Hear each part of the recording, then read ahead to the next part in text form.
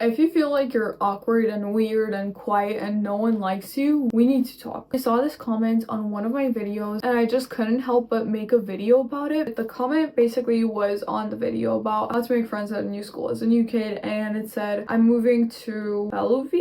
I don't know what that is, probably a country, a city, a new school. I'm scared that they're going to make fun of me because I'm ugly and awkward and quiet. And honestly, when I saw this comment, I was like, I really wish I could just talk to this person because I feel like I've been there myself, and I really wish someone had told me the things that I'm about to tell you guys in this video. I used to have a horrible self-esteem, but if you're going to a new school and you're thinking of yourself as ugly, awkward, quiet, let's talk about self-labeling. This is actual psychology. It's called self-fulfilling prophecy. Look it up if you need to. But basically, if you think of yourself as, oh, I'm awkward, I'm weird, I'm ugly, and probably people will make fun of me, you're not going to try to put effort into how you look. If you think you're ugly, then why would you even try? You're going to not try talking to people, which is not going to make people drawn to you. It's going to repel people, which then will reinforce this idea of, I'm weird, I'm awkward, I'm ugly, people don't want to talk to me. You really have to think of yourself as confident. You really have to think of yourself as beautiful, positive, anything good that you can find about yourself. It doesn't have to be the opposite of those qualities. Again, if that's something you feel particularly insecure about, it can be something good about you that you have. Maybe you're really smart, maybe you like to read books, maybe you have a really good imagination. Find the things that are good in you and try to focus on those qualities as opposed to like, I'm awkward, I'm shy, I'm weird, which even those qualities that you think about yourself, they're not true. Those negative things, who told you they were true? They're not true. This is just something that you've labeled yourself as them, and the more you keep labeling yourself as those things, they're going to be coming back to you because your actions are going to mirror your idea of yourself back to you. Focus on the things that you actually want to see from people when interacting with you, because if you think of yourself as something, your world is going to show you that thing back. So thinking of yourself as something favorable is actually going to act in your favor because your beliefs shape the way that you notice things as well. If you think that you're ugly, you're going to be noticing everywhere signs that you're ugly. There's this thing called confirmation bias, which is a tendency of people to notice things that confirm what they think is true. So if you think I'm ugly, you're gonna most likely be noticing the evidence for you being ugly. This happens because around you have so many different things, so many lights, so many images. If you were to constantly take in all of that and think about all of that, you would probably go crazy. Think about when you're sitting in a room where you have a refrigerator. You probably don't really notice it because that's something that your brain isn't really letting you focus on because that's not important to you. It lets in the information that it thinks is important to you. If you're hungry, you're gonna keep noticing food everywhere. You're gonna keep smelling food immediately. While if you're not really hungry and you walk past a restaurant, chances are sometimes you don't even notice it. So that way, if you have this belief of like, I'm weird, I'm awkward, people don't like me, you're gonna be noticing the things that tell you that people don't like you because that is just how your brain works. There's evidence for everything. It depends on how you interpret something. And at the same time, interpreting yourself, I honestly don't know where you got those beliefs about yourself from. Did they come from you or did they come from outside of you? Because that is something that I feel like maybe someone told you. Maybe it was someone who was just being mean to you, or maybe it was the internet. Maybe it was just looking through social media and feeling insecure about yourself because you don't look like people's edited versions, or maybe it was someone at school, or maybe you feel like you look worse than other girls at school because the person that you liked someone else, and now you're just thinking that you're inferior and you're ugly and you're just not good enough. But you do have to realize that if someone told you that, it doesn't have anything to do with you. It has everything to do with them. Other people's opinions, they're honestly just their own perceptions of the world. One person's perception of you might be completely different from other person's perception of you and the third person's perception of you as well. At the same time, someone can be mean to you sometimes just because they feel really negative about something. There have been studies that have shown that when people say something bad about someone, about something that they actually feel insecure about in themselves, they feel better about themselves. For example, if you think that you're fat and then you're talking negatively about someone saying that that person is fat, you will actually start feeling better about yourself. That has actually been proven so many times. So a lot of the times if someone is being mean to you, it has everything to do with them, nothing to do with you. So really don't base your belief about yourself off of someone else's negative opinion. And I'm honestly going to be talking more about this in the future video on this channel channel that I have about how to go from awkward and shy to confident and popular. Try affirmations if you need to. Try meditating. Try pointing out things that you love about yourself, and don't give me that gist of like, oh, there's nothing good about me and I completely suck and I'm horrible. There's always something good about you. It's always the way that you look at something. Nothing is inherently bad or inherently good, because in this world things just are. If I have this iPad right here, some people like it, some people hate it. It doesn't make it inherently good or inherently bad. This thing by its nature is not good or bad. Even if someone hates it, they're like, oh, the screen is too small and it's really uncomfortable, and why would you even use an iPad?